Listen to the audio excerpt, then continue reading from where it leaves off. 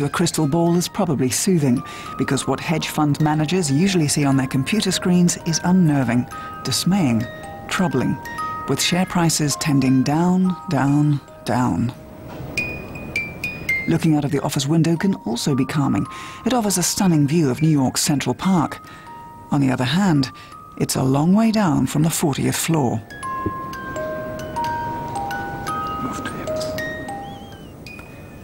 Robert Watson is a founding partner and president of Lister Watson, and he's also its chief investment officer.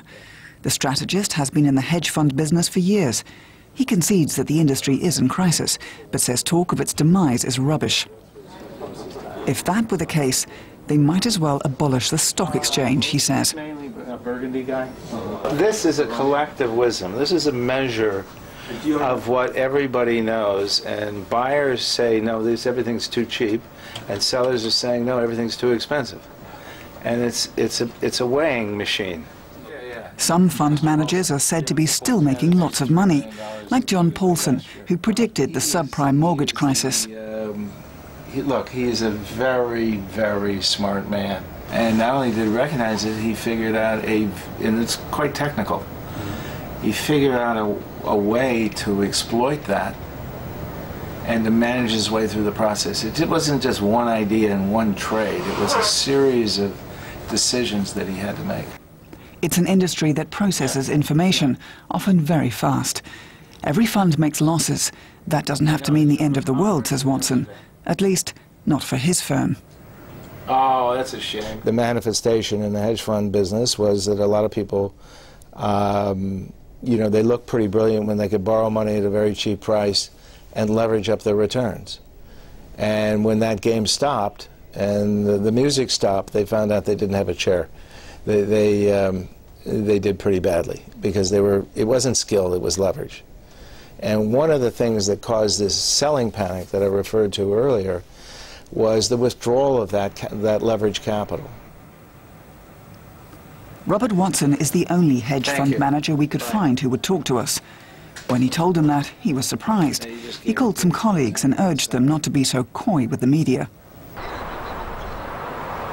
We drove to Greenwich, Connecticut, capital of the hedge fund industry and home to some of its biggest names.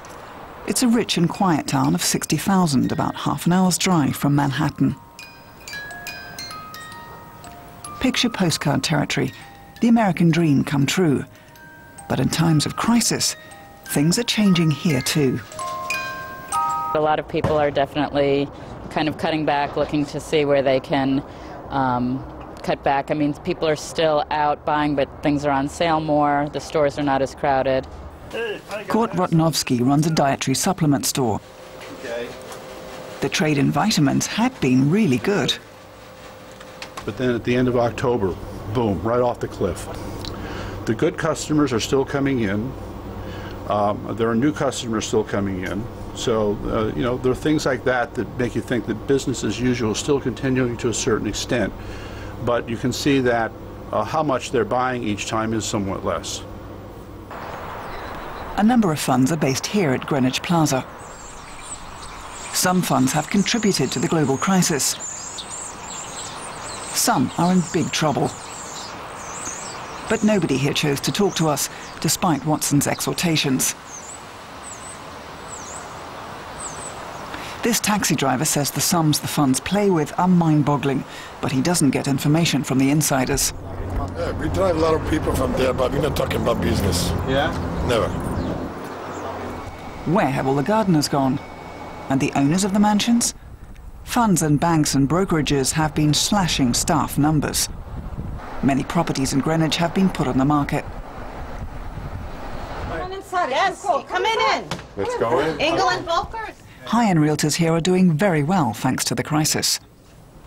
And in 1 week, Roxana closed $11 million. In fact, it was $11.5 million. In contracts, Sorry, new contracts. 11.5. No, we closed 11.5 million, closed, meaning we found properties for these buyers, which were international buyers, in fact, a family from the Ukraine.